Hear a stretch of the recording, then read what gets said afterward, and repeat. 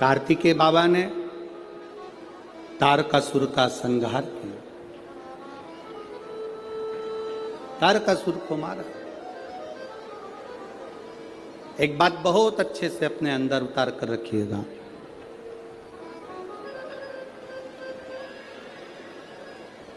शरत भगवान शिव की कथा कहती है, ब्राह्मण देव ने धर्म पत्नी कहती है तुम्हें कोई कमी पड़े तो मुझे बताओ, मैं आपको दे देती हूँ भाग। पर ब्राह्मण देव तो ब्राह्मण देव थे, जो लाते थे वो दान पुण्य संकीर्तन में लगा देते थे। एक दिन शाम का समय, प्रदोष का दिन, प्रदोष का दिन, प्रदोष काल, शाम का समय, भगवान देव अधिदेव महादेव मां जगतजननी पार्वती जी के साथ में भ्रमण पर निकले। देखिए, अगर प्रदोष का व्रत नहीं कर सकते, प्रदोष के दिन आप व्रत नहीं कर सकते, मान लो आपसे भूखा नहीं रहा जाए, प्रदोष का व्रत नहीं कर सकते, प्रदोष के दिन आप भूखे नहीं रह सकते, मंदिर भी नहीं जा सकते, दिया भी नहीं लगा सकते, तो शिव महापुराण की कथा कहती है कि प्रदोष के दिन, प्रदोष काल में अपने ही दरवाजे के पास में देवाधिदेव महादेव का स्मरण कर कर लक्ष्मी की वृद्धि के लिए, कार्य सिद्धि के लिए, संपदा को प्राप्त करने के लिए आप अपने ही दरवाजे के पास में एक दीप लगा सकते हो। कौन से दिन? प्रदोष के।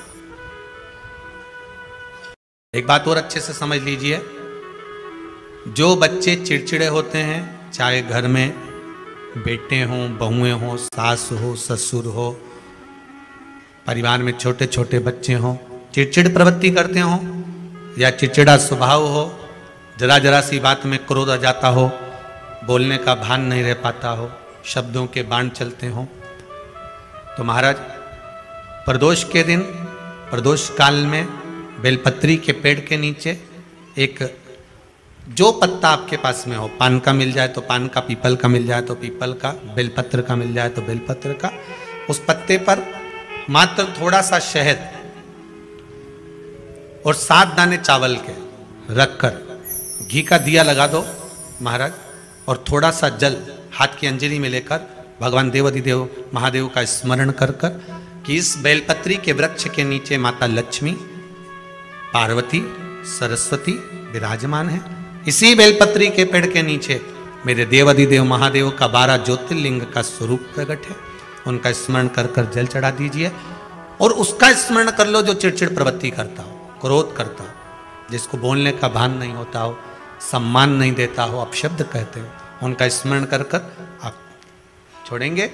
एकदम एक प्रदोष करेंगे, दूसरे प्रदोष तक तो आपको कोई दिक्कत ही नहीं। 2-3 प्रदोष कर कर देखिए, बाबा कृपा करें। बच्चों को पढ़ने का कह रहे हो, पढ़ने बैठो, पढ़ने बैठो, पढ़ने बैठो, पढ़ने बैठो, तो एक आध प्रयास बच्चों के लिए भी कर लिया करो कि भाई ठीक है। जैसे वैकुंठ चतुर्दशी वाला उपाय हमारे YouTube पर भी डला हुआ है, आप उसको निकाल कर सुनना, वैकुंठ चतुर्दशी के दिन प्रयास करना, बच्चे लोग विद्या में प्रबल होंगे।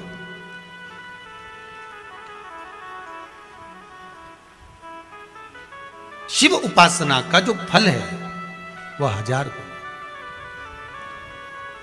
ब्राह्मण देवता आज मंदिर के दरवाजे पर बैठे हुए थे, मंदिर की बुआरी लगाकर बेलपत्री को उठाकर एक बोरे में, एक बारदान में, एक झोले में भर रहे थे।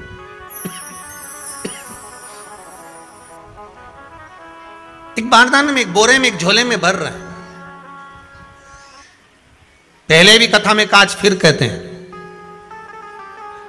शिव मंदिर में जल बाद में चढ़ाना, शंकर के मंदिर में जाकर पंचामृत स्नान बाद में कराना, शंकर जी के मंदिर में जाकर पूजन बाद में करना, पहले थाली एक और रखकर शिव मंदिर में झाड़ू, पोछा या जो बेलपत्री, निर्माल्य जो भी रखा हो, उतरा हुआ सामान, उसको भरकर कहीं एक और जहां मंदिर वाले रखते हो वहां ले जाकर रख दो, झाड़ू पोछा एक बार जरूर। इस ब्राह्मण के चरित्र को सुनिए जो शिव महापुराण में वर्णन किया गया।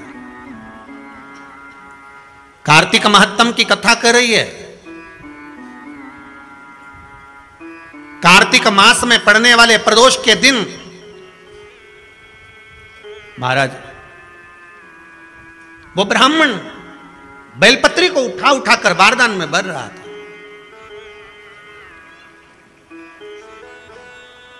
पूजन करने से पहले सबसे पहले सफाई का ध्यान रखो और एक विश्वास रखना, आप मंदिर की सफाई नहीं कर रहे हो, फिर निवेदन करूंगा आपको। आप मंदिर की झाड़ू नहीं लगा रहे हो, आप मंदिर की सफाई नहीं कर रहे हो, आप मंदिर में पोछा नहीं लगा रहे हो। जितना हाथ आप मंदिर में फेर रहे हो सफाई के लिए, उतना आपके जीवन में जितना दुख है, जितनी तकलीफ है, जितना कष्ट है, जितनी बीमारी है, उस पर हाथ फेर रहे हो। मंदिर में नहीं फेर रहे हो।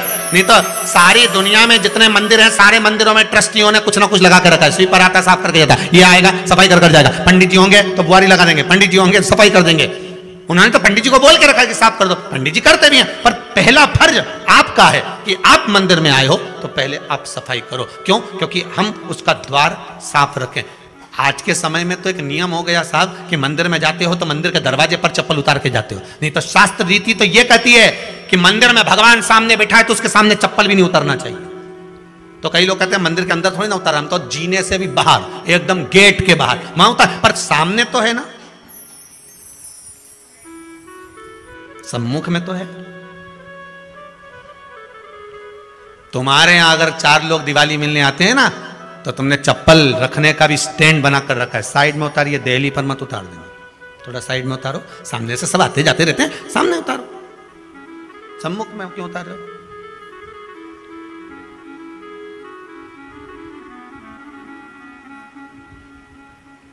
थोड़ा द्वार पे से दूर उतारिए।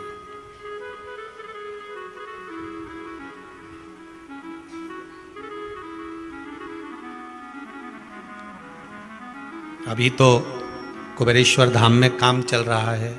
आप लोग जो दान दे रहे हो, आपके दिए हुए दान से निर्माण चल रहा है। अभी तो आप पहनकर जूता चप्पल भी अंदर आ जाते हो। भले दूसरे मंदिरों में चप्पल पहनकर हमने देखा है, आधिकाधिक मंदिरों में, ब्रजभूमि पर भी बहुत मंदिरों में लोग अंदर जूता पहनकर चले जाते हैं, पर जब तक बाबा नहीं बैठा तब तक तो आप पहनकर आ रहे हो। जिस दिन बाबा कुबेरेश्वर धाम में आकर बैठ गया, उसके बाद वो दोनों गेट पर चप्पल बाहर ही रहेगी।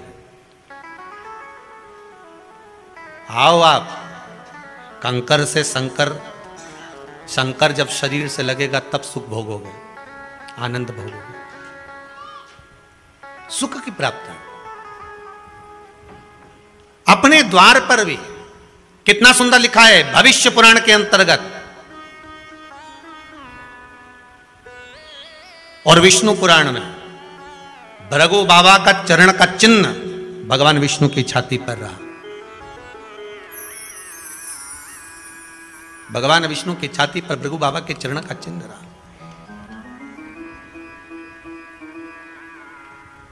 चरण का चिन्ह। अब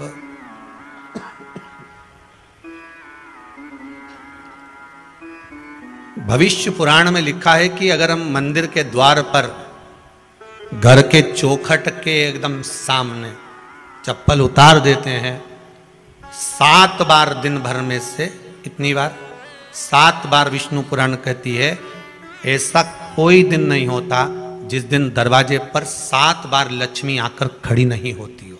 कल एक कथा कही थी आपको कि प्रत्येक मनुष्य के भाग्य में सुख लिखा है, केवल मंथन करना।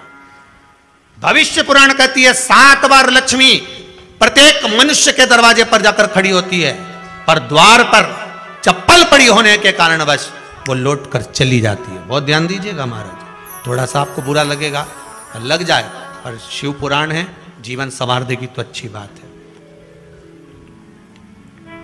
जीवन संवार दे तो अच्छी बात है। मंदिर के द्वार पर हम जब चप्पल छोड़ते हैं, जिस मंदिर की चौखट पर चप्पल छोड़ी है, आप जितनी देर आराधना में लगे रहते हैं उतनी देर तक आपकी चप्पल पर जितने लोग लांग कर जाते हैं, जितने लोग लांग कर प्रवेश करते हैं, उसका भी दुख आपके भाग्य में आता चले जाता है। ध्यान दीजिएगा जरा। चप्पल का भविष्य पुराण में पढ़िएगा कवि की पादुका का महत्व क्या है, पादुका किस ओर उतारना चाहिए, पादुका को कहाँ रखना चाहिए, किस जगह पर बुआरी झाड़ू को रखना चाहिए, किस जगह पर चलनी को रखना चाहिए, सुई उस सुई को जिस हाल में सब बैठते हैं उस हाल में क्यों रखा जाता है? सुई तो इतनी सी है, पर जिस हाल में सब बैठते हैं उस हाल में ना तो झाड़ू रखते हैं, उस हाल में ना चलनी रखते हैं। भैया क्यों नहीं रखते? कारण क्या है कि जिस हाल में सब बैठकर बात करें, आवक जावक की बात हो, व्यापार की बात हो, लक्ष्मी की बात हो, प्रेम स्नेह की बात हो, आपस में बैठकर सब चर्चा कर रहे हो, अगर वहां छलनी होगी, झाड़ू होगी, तो बैठे बैठे बात करने में विवाद चालू हो जाएगा। 15-20 मिनट तुमने बहुत प्रेम की बात करी, अच्छे से बात करी, पति पत्नी बहुत प्रेम की बात कर रहे थे, मालूम पड़े बात करते करते से कब झगड़ा उत्पन्न हो जाए तो समझ में नहीं आया। हमारी बहू को क्या हो जाता है, बैठे बैठे बात करते करते झगड़ा कर देती है, जरा सी बात में झगड़ा चालू हो जाता है। कारण क्या है? जिस हाल में तुम बैठ रहे हो, जिस कमरे में तुम बैठ रहे हो, जिस हाल के अंदर सब बैठकर चर्चा करते, बात करते, चित्त करते, आपस में बैठकर सब लोग एक दूसरे के बातचीत करने बैठे हैं, आय व्यय देखने बैठे हैं, दुकान व्यापार की बात करने बैठे हैं, उस जगह पर भी झगड़े का क्रम कहां से आ गया? एक ना एक का मुंह क्यों फूल गया? कारण क्या था? कोई बात टेंशन क्यों आ रहा है? मतलब उस हाल में या तो चलनी रखी है या झाड़ू रखी है, भले तुमने सोफे के नीचे फंसा दियो, भले तुमने पीछे फंसा दियो, पर पड़ी जरूर है, रखी जरूर है, कहीं ना कहीं पड़ी होगी। क्यों कहते हैं कि जिस हाल में आप बैठ रहे हो, जहां पर आप संपदा की बात कर रहे हो, दौलत की बात कर रहे हो, व्यापार की बात कर रहे हो, व्यवसाय की बात कर रहे हो, उस हाल में अगर कहीं कैलेंडर टंगा हो, कोई सामान ऐसा रखा हो, कोई पर्दा ऐसा लगा हो, कोई चीज ऐसी लगी हो, तो उसमें एक सुई उसमें रख दीजिए। क्यों कहते हैं? हमारे यहां दूल्हा भी जाता है ना, तो उसका जो साफा बनता है या जूता उसको पहनाते, उस तक में पिन टच करके भेज देते हैं। बोलो सही है कि गलत है? दूल्हा तोरण लगाने जा रहा है, दूल्हा तोरण देने जा रहा है, तो उसके जूते में भी पिन घुसेड़ कर भेजते हैं, पिन लगाकर भेजते हैं, उसके साफे में पिन लगाकर भेजते हैं। एक भले सुई नहीं लगाएंगे तो आल पिन लगाकर भेज देंगे। क्यों भेजते हैं? उसका कारण क्या है कि लक्ष्मी को लेने जा रहा है, संपदा लेने जा रहा है, और जिसको वो ब्याह करने जा रहा है उसका संबंध सुई और धागे के संबंध जैसा हमेशा सिला हुआ होना चाहिए, उधेड़ा ना जाए, कैची जैसा कटा हुआ नहीं होना चाहिए। एक एक प्रमाण को जरा देखो तो। और दुनिया के लोग कहते हैं साहब हमारे यहाँ तो सुख नहीं है, शांति नहीं। शांति तुमने भंग करी, कोई दूसरा भंग करा। चप्पल उतार दी दरवाजे पर, मंदिर के द्वार पर। हम तो यहां तक कहेंगे पशुपति व्रत करने जा रहे हो, पशुपति व्रत को धारण करने जा रहे हो, एक सोमवार मत पहनो चप्पल, जब मंदिर जा रहे हो तब दिन भर पहनो, मंदिर जाओ मत पहनो। कोई जरूरी है कि मंदिर पहनने चप्पल पहनना जरूरी है? मत पहनो। मंदिर के द्वार पर जहां भगवान विराजे हैं उसके द्वार पर अगर आपने चप्पल उतारी है, आप तो अंदर चले गए, पर जितने लोग लांग रहे हैं उसका मालूम, उसका स्मरण कितना कितना गया। छाता, चप्पल, आसन,